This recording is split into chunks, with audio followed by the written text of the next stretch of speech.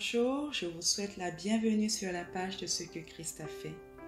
La pensée d'aujourd'hui a été écrite par Valérie Nabi et elle s'intitule « Que ton passé n'ait plus d'avenir ».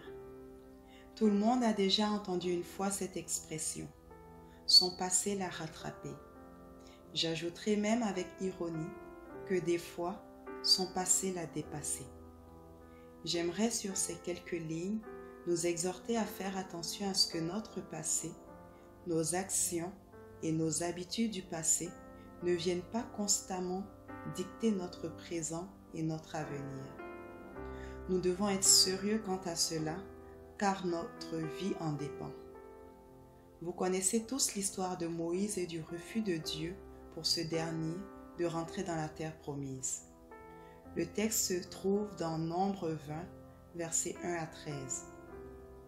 Alors que Moïse est appelé à conduire le peuple vers la terre promise, ils arrivèrent au désert de Tsin et il n'y avait pas d'eau. Le peuple se mit à murmurer comme d'habitude contre Moïse et Aaron, et ceux-ci allèrent se présenter devant l'Éternel. Dieu dira à Moïse de prendre son bâton et d'aller parler au rocher qui donnera de l'eau. Moïse, dans sa colère, alla frapper le rocher 2 fois pour qu'il en sorte de l'eau. Et regardez la sentence de Dieu. Parce que vous n'avez pas eu confiance en moi pour me sanctifier devant le peuple, vous ne conduirez pas ce peuple dans la terre promise. En d'autres termes, Moïse, toi aussi, tu mourras dans le désert comme la majorité de ce peuple rebelle.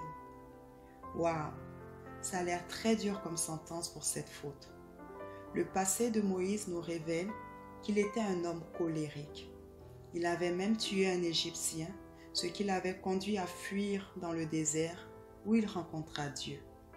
Dieu le toucha, le visita, le transforma et l'appela l'homme patient.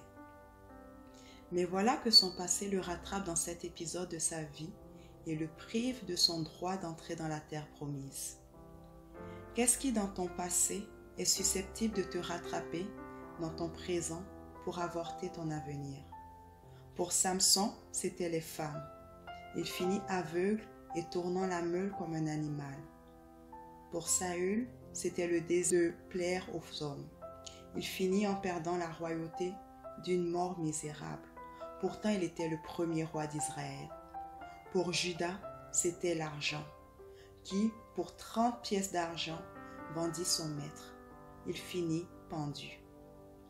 Son passé le rattrapa puisqu'auparavant, alors qu'il avait la garde de la bourse commune, il y piquait des sous.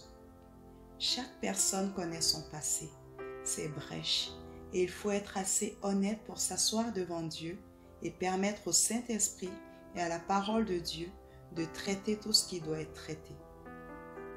Vous savez, le diable rôde comme un lion rugissant, cherchant qui dévorer.